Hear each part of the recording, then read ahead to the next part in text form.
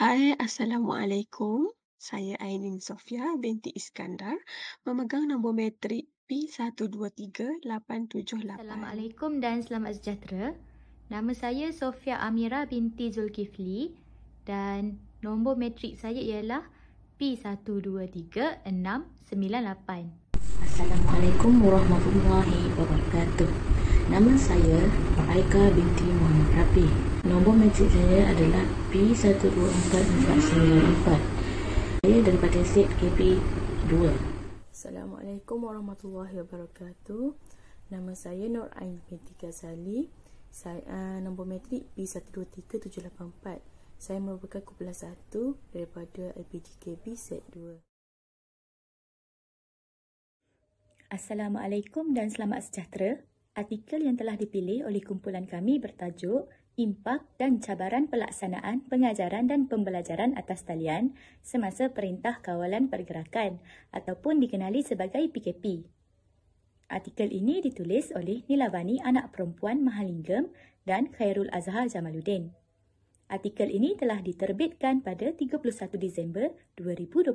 Seterusnya, saya akan menghuraikan keseluruhan isi kandungan artikel secara ringkas sebagai pengenalan kepada tajuk artikel yang kami pilih. Melalui pembacaan, artikel ini diterbitkan hasil daripada gabungan beberapa kajian yang telah dianalisis secara lebih mendalam. Objektif kajian artikel ini adalah untuk mengenal pasti impak dan cabaran yang dilalui oleh para pendidik dan murid-murid semasa PKP dilaksanakan di seluruh Malaysia. Penulis bermula dengan memberikan maklumat mengenai penularan wabak COVID-19 di seluruh negara yang telah menjejaskan pelbagai sektor sehingga tidak dapat meneruskan rutin harian termasuklah sektor pendidikan. Justeru, pihak Kementerian Pendidikan Malaysia iaitu KPM telah mengeluarkan surat berkeliling iaitu Garis Panduan Pelaksanaan Pengajaran dan Pembelajaran semasa tempoh Perintah Kawalan Pergerakan akibat penularan jangkitan COVID-19 yang bertarikh 27 Mac 2020 bagi menjamin pembelajaran murid tidak terjejas. Untuk soalan 1, apakah idea-idea utama yang terkandung dalam artikel ini? Nyatakan idea utama yang benar-benar menarik perhatian anda. Jelaskan. Idea utama yang menarik perhatian kami sebagai pembaca adalah impak positif pelaksanaan PDP atas talian terhadap murid dan pendidik. Antaranya ialah menjadikan pengajaran, pendidik dan pembelajaran murid membentuk suatu perisian yang melibatkan elemen pendidikan yang interaktif dan secara tidak langsung juga pendidik dapat menghasilkan bahan pengajaran yang interaktif untuk digunakan semasa proses PDP. Seterusnya, PDP di atas talian juga mampu menarik perhatian murid dan membantu dalam memahami sesuatu isi dengan mudah. Pelaksanaan PDP secara atas talian juga dapat dikaitkan dengan pentaksiran alternatif. Menurut Gitz dan Stotbart pada tahun 2003, pentaksiran alternatif ni bermaksud suatu kaedah pengukuran selain daripada kaedah peperiksaan seperti pengukuran berasaskan pilihan jawapan. Selain itu, pentaksiran alternatif juga merujuk kepada kaedah pengukuran yang menggunakan teknologi. Maka, jelaslah di sini bahawa pelaksanaan PDP secara atas talian dapat dikaitkan dengan pentaksiran alternatif di mana kaedah PDP ini melibatkan penggunaan teknologi digital. Namun begitu, walaupun terdapat pelbagai impak positif, penulis turut mengetengahkan impak negatif serta cabaran-cabaran yang dilalui oleh murid dan pendidik ketika berlangsungnya PDP di atas talian semasa PKP. Sebelum penulis menutup penulisan artikel dengan kesimpulan, penulis turut memberikan cadangan penambahbaikan yang dapat dilaksanakan oleh pendidik, pihak kerajaan dan ibu bapa dalam meningkatkan prestasi PDP murid secara di atas talian.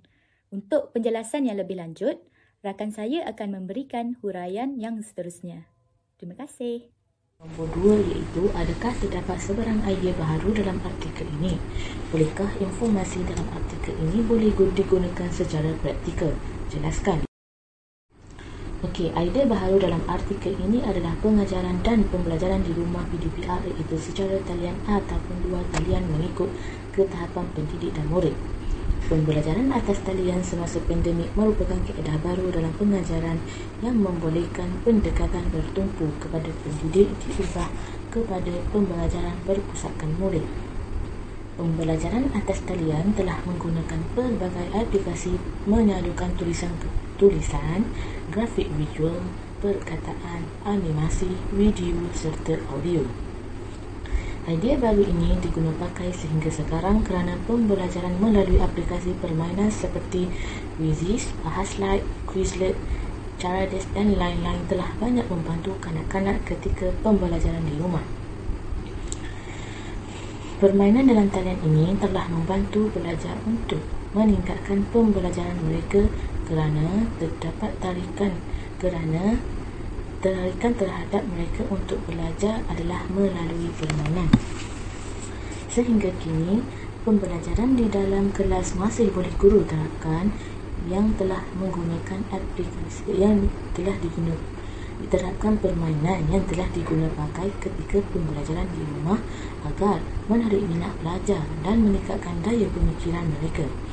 Teknologi PDPR ini telah meningkatkan komunikasi antara murid dan tenaga pengajar agar perkongsian ilmu tidak terjejas. Malah, ini juga boleh diterapkan dan digunakan secara praktikal sehingga sekarang. Komunikasi antara murid dan guru lebih jelas apabila bersemuka. Malah, dengan pembelajaran di rumah telah membantu guru meningkatkan cara untuk menarik minat murid walaupun dalam keadaan jarak jauh. Ini dapat dipraktikkan oleh guru apabila berdepan atau bersemuka dengan murid bagi menarik minat mereka dengan pengajaran yang lebih menarik. Kepelbagaian pengajaran guru dalam menggunakan aplikasi web yang sedia ada banyak membantu guru dalam membentuk sebuah pengajaran yang dapat memotivasikan murid.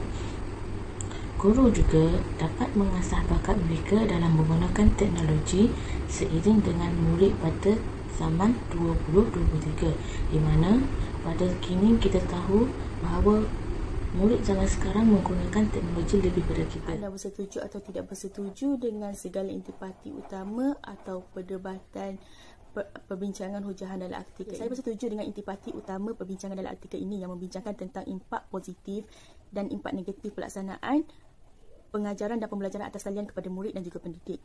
Okey, bagi impak positif, saya menyokong hujahan yang dikemukakan oleh penulis di mana PDPR ni menjadi lebih interaktif kerana pembelajaran ini lebih kreatif, inovatif dan pelajar boleh mengakses pembelajaran ini di mana-mana sahaja tanpa perlu pergi ke tempat yang telah ditetapkan secara bersemuka. Okey, malahan pembelajaran secara atas talian akan lebih menjimatkan masa dan tenaga murid dan juga pendidik dibandingkan dengan pengajaran dan pembelajaran secara bersemuka itu di dalam kelas. Okay. Selain itu, PDPR ini juga memberi peluang untuk pendidik mengaplikasikan pengajaran berbentuk interaktif dan kreatif di mana pada pendapat saya, pembelajaran ini dapat menarik minat pelajar untuk mendengar pengajaran yang disampaikan oleh pendidik. Okey, tambahan lagi, penggunaan aplikasi teknologi digital seperti Quizzes, Kahoot, Wordwall, YouTube, Google Classroom semasa pembelajaran akan menarik minat pelajar untuk mendengar pengajaran yang disampaikan sekaligus membantu murid untuk lebih memahami sesuatu subjek dengan lebih berkesan. Pembelajaran atas talian juga memperluaskan penggunaan teknologi dalam kalangan murid. Ini adalah kerana pembelajaran ini memerlukan penggunaan web dan akses jaringan internet yang membolehkan setiap murid menerapkan kemahiran teknologi dalam pembelajaran dan secara tak langsung membantu pembentukan kreativiti seseorang murid tersebut. Impak negatif, saya juga bersetuju dan menyokong intipati yang dikemukakan oleh penulis berkenaan impak negatif tu. Impak negatif yang dapat dilihat ialah pembelajaran ini PDPR ni akan memberi tekanan kepada murid kerana ketidaksediaan murid untuk menggunakan kaedah pembelajaran selain daripada pembelajaran dalam kelas. Ini adalah kerana terdapat segelintir murid ni dia mempunyai masalah dari segi capaian akses internet yang tak stabil, yang lemah. Lepas tu murid juga tiada peralatan gadget yang canggih seperti komputer riba dan juga tablet. Okey, masalah ini juga akan menyebabkan berlaku keciciran dalam pembelajaran seseorang murid itu. Selain itu, pada pendapat saya, pengajaran dan pembelajaran atas talian memerlukan komunikasi dua hala antara murid dan pendidik kerana pembelajaran tidak akan berkesan sekiranya hanya dilaksanakan oleh satu pihak sahaja tanpa penglibatan kedua-dua belah pihak. Perkara ini akan menyebabkan murid menjadi bosan dan tidak berminat untuk meneruskan pembelajaran dan akan mewujudkan tanggapan negatif dalam diri pelajar berkenaan pembelajaran atas talian, bahawa pembelajaran atas talian ni sangat membosankan. Soalan 4 ialah penilaian tentang organisasi dan penyampaian idea dalam artikel serta menyatakan penjelasan sama ada artikel ini mudah difahami, lancar dan konsisten. Okey, setelah diteliti dari keseluruhan artikel ini, pengarang menunjukkan organisasi yang baik dan artikel ini mempunyai idea yang jelas dalam mengenal pasti impak dan cabaran yang dilalui oleh pendidik dan murid semasa pengajaran dan pembelajaran di rumah yang telah dijalankan ketika Perintah Kawalan Pergerakan dilaksanakan di Malaysia. Selain itu, para penulis telah mengemukakan impak dan cabaran PDPR dengan lancar dan disusun dengan baik. Namun begitu, ada beberapa idea yang tidak sepenuhnya diutarakan dalam kajian tersebut seiring dengan isu semasa yang berlaku dalam sistem pendidikan yang kian mendapat perhatian masyarakat. Okey, bagi nombor 5 di mana apakah cadangan anda untuk mengembangkan idea dalam artikel ini? Jelas. Kumpulan kami sebulat suara berpendapat bahawa untuk memperkukuhkan lagi idea-idea yang telah diketengahkan dalam artikel ini, pengarang seharusnya boleh menghuraikan lagi secara lebih terperinci terhadap impak dan cabaran yang dihadapi oleh pendidik dalam memastikan proses pengajaran dan pembelajaran berjalan lebih lancar dan dapat mencapai objektif pengajaran yang dirancang dengan baik. Pengarang boleh memberi contoh yang relevan agar dapat membuka mata banyak pihak serta dapat membantu warga pendidik untuk terus menjayakan pelaksanaan pengajaran dan pembelajaran di rumah.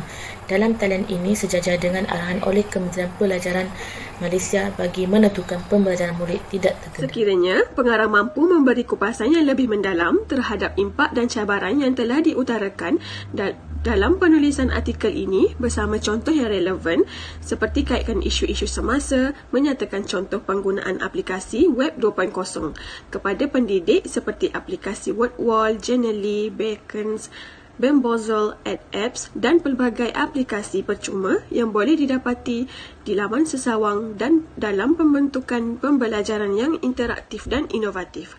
Pastinya dapat memudahkan lagi para pembaca awam dari pelbagai lapisan masyarakat untuk memahami secara mendalam tentang idea penting kupasan impak dan cabaran pelaksanaan pengajaran dan pembelajaran atas talian ini semasa Perintah Kawalan Pergerakan dilaksanakan. Penulis perlulah mengembangkan cadangan berkenaan kaedah pengajaran guru yang lebih berkesan supaya selari dengan tahap kebolehan dan pembelajaran murid bagi merapatkan jurang keciciran pembelajaran murid yang murid hadapi. Okey, lepas tu guru perlu menyediakan satu slot untuk pelajar bertanyakan soalan selepas habis sahaja silibus yang diajar bagi memantapkan lagi pemahaman murid dalam satu pembelajaran. Akhir sekali, penulis sudah menyelitkan mengenai pengintegrasian ICT di dalam PDP. Namun, bagi menyempurnakan lagi kajian artikel ini, kami mencadangkan bahawa penulis boleh mengaitkan PDP di atas talian ini selaras dengan transformasi sistem pendidikan negara di dalam Pelan Pembangunan Pendidikan Malaysia PPPM 2013 sehingga 2025 berdasarkan anjakan yang ketujuh. Perkara yang berada di bawah anjakan ketujuh ialah memanfaatkan ICT bagi meningkatkan pembelajaran di Malaysia. Penulis boleh menghuraikan sedikit sebanyak mengenai anjakan ketujuh serta menyelitkan beberapa contoh yang terperinci penggunaan ICT di sekolah lain yang boleh didapati melalui keratan akhbar tempatan. Sekian sahaja daripada kumpulan kami.